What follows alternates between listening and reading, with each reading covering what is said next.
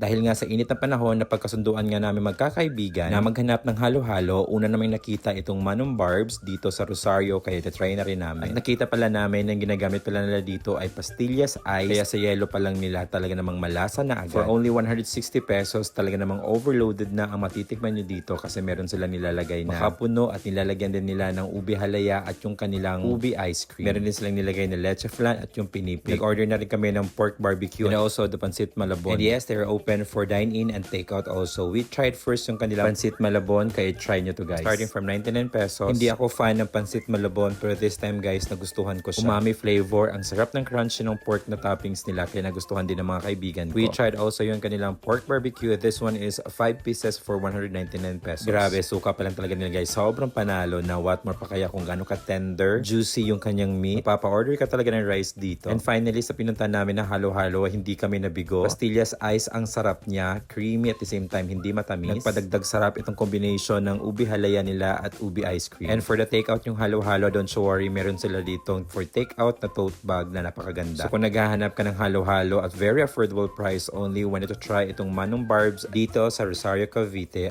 G